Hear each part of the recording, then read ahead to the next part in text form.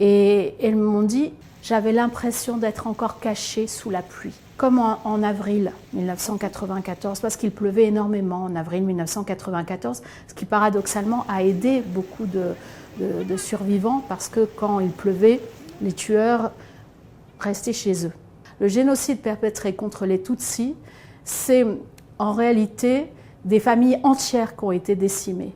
Parfois, il peut arriver qu'une fratrie ou même un seul enfant soit les seuls rescapés de toute une famille. Comment on fait dans ces cas-là pour devenir grand? En 1994, j'ai commencé ma vie de journaliste au moment où démarrait le génocide des Tutsis. On ne savait pas que c'était un génocide. Il y a eu cette possibilité de partir à Goma, donc à la frontière du Rwanda. J'y suis allée. 30 ans plus tard, j'ai eu cette possibilité d'aller au Rwanda et de rencontrer les adultes d'aujourd'hui du Rwanda. Alors j'ai rencontré des enfants et des adolescents qui avaient plus de 7 ou 8 ans. Et donc ils ont aujourd'hui entre 37 et 45, 50 ans. Et ils sont à leur tour parents. Et j'avais envie qu'ils me racontent comment s'est passé ce cheminement depuis 1994. Naïvement, je leur disais, vous n'êtes pas obligés de me raconter le génocide. Et en fait, dans les faits, ils m'ont raconté comment ils ont vécu le génocide, parce qu'en fait, ce que j'ai réalisé, le génocide, il continue d'exister dans leur tête tous les jours. Delphine, elle a été grièvement blessée pendant le génocide. Grièvement blessée, c'est-à-dire qu'on l'a tapée à coups de machette. Et donc, elle garde évidemment des cicatrices très importantes sur son corps. Des cicatrices que ses enfants parfois regardent avec étonnement et lui demandent « Mais maman, comment ça se fait que tu as des cicatrices comme ça ?»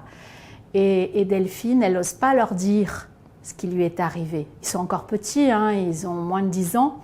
Mais comment dire à des enfants ce qui vous est arrivé quand vous aviez leur âge? Tous ces rescapés qui sont aujourd'hui des jeunes parents, c'est extrêmement dur à raconter. Et c'est l'enjeu des années d'aujourd'hui. Qu'est-ce qu'on dit aux enfants? Parce que les enfants, ils savent qu'il y a eu un génocide. Ils ne savent pas exactement forcément ce que c'est, mais chaque année, il y a des commémorations au Rwanda. Mais quand ce sont vos parents, c'est complètement différent. Quand ce sont vos parents et que vous leur posez toujours la même question depuis des années, pourquoi moi, je n'ai pas de grands-parents? Pourquoi on ne part pas en vacances chez un oncle, chez une tante? Pourquoi il y a notre petite famille là et puis c'est tout?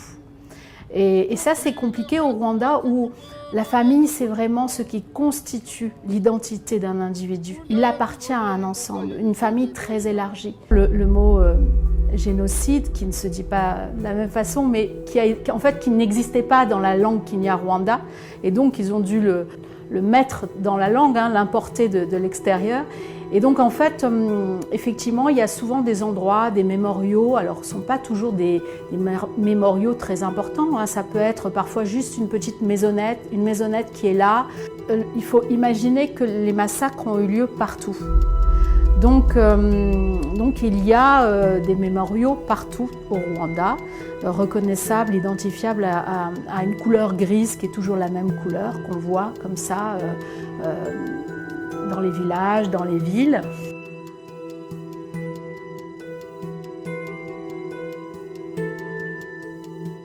Le gouvernement rwandais voudrait qu'il y ait un peu moins de mémoriaux, puisque évidemment, aujourd'hui, ce qu'il faut imaginer, c'est que la majorité de la population rwandaise, elle n'était pas née en 1994.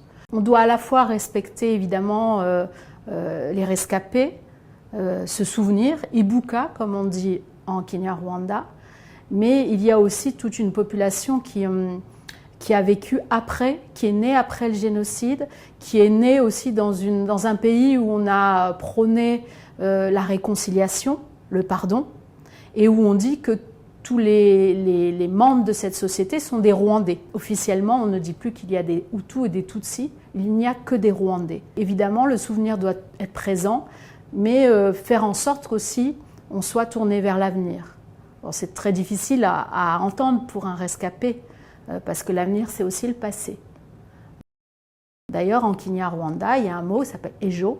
Ejo, c'est à la fois demain et hier. Il faut à chaque fois ajouter un petit mot à côté pour savoir si on parle d'hier ou de demain. Aujourd'hui, 30 ans plus tard, on doit aussi se battre contre ceux qui disent qu'il n'y a pas vraiment eu un génocide, contre ceux qui voudraient encore semer la haine, et ceux surtout en France, qui ne reconnaissent pas que notre État a peut-être été plus que actif, il a été vraiment complice avec le gouvernement génocidaire.